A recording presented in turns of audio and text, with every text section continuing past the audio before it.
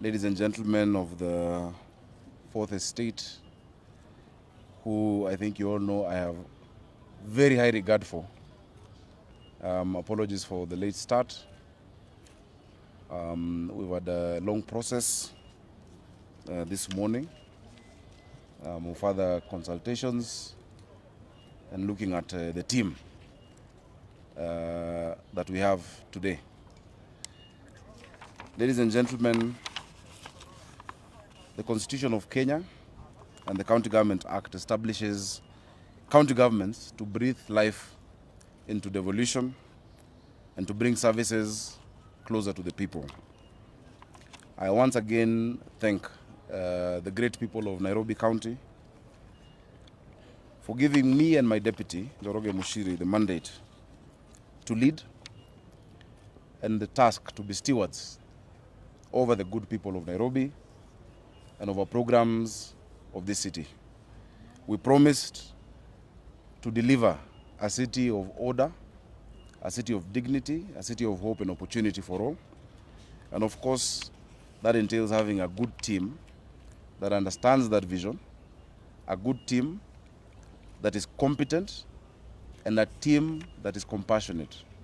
We want people who love people, not people who see the people of Nairobi as a problem, but that we can change our outlook in service so that we can see and view our citizens as our customers, whom we must serve, and we must serve diligently.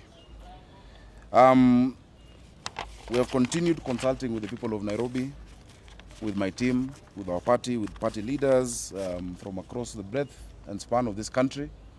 As you know, Nairobi is a cosmopolitan city. It's a city of 43 communities. It's a city of different political persuasions, but it's a city that has decided to forge together towards the goals of our people. Today, I am pleased to announce the nominees for the County Executive Committee members for Nairobi City County Government. This team of men and women has been very carefully selected to meet the challenge and the responsibility that lies before them. This afternoon, I shall forward the names to the Nairobi County Assembly for approval, and we expect that they should be assuming office as soon as possible so that we can forge forward. I want to thank the Speaker of the County Assembly together with the leadership, with whom we've begun on a very good note and with whom we share the aspiration for a Nairobi that is working.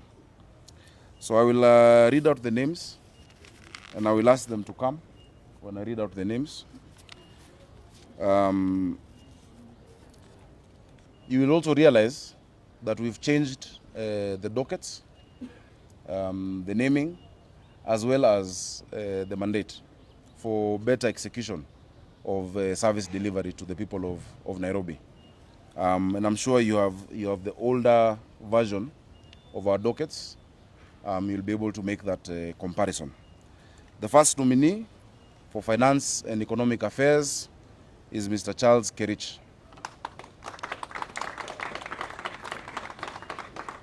The second nominee for Innovation and the Digital Economy is Mr. Michael Gumo. The third nominee for Talent, Skills Development and Care is Mr. Brian Mulama. For Mobility and Works, because we want to get Nairobi moving, Move Nairobi, we have Mr. Patrick Mbogo. For the Built Environment and Urban Planning, we have Mr. Stephen Gadwita Mwangi. For the Boroughs, Administration and Personnel, I think as you all know, we are restructuring our level of devolution for service delivery better, to make it better to the people of Nairobi. So for Boroughs, Administration and Personnel, we have Mr. Ibrahim Auma Nyangoya. For Business and Hustler Opportunities, we have Ms. Rosemary Kariuki. That also is a new docket that is aimed at making Nairobi the financial and business hub of this continent, and to find opportunities for our hustlers and business. So that as trade, it has markets, matters of hawkers will all be led by Ms. Rosemary Kariuki. The two sectors that we've just introduced, that is Barrow's administration and personnel, of course, together with business and hustler opportunities, as I said repeatedly during the campaigns, will report directly to the Deputy Governor, Mr. Njoroge Mushiri. The other dockets are Green Nairobi. This is what we used to call environment, water, energy, and all of that. The outcome area is a Green Nairobi. Nairobi used to be known as the Green City Under the Sun, and we want to bring it back. We have Ms. Maureen Njeri. For health, which is a very important area as well, health, wellness, and nutrition, we have Dr. Anastasia Mutedia Nyalita.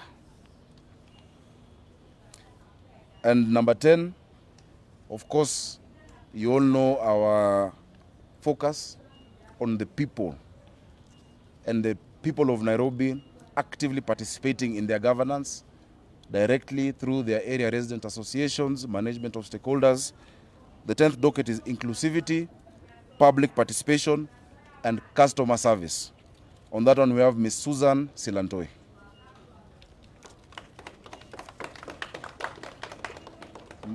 Mkumbali sana.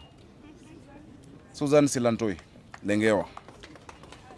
Susan is a young lady who was my opponent in 2017.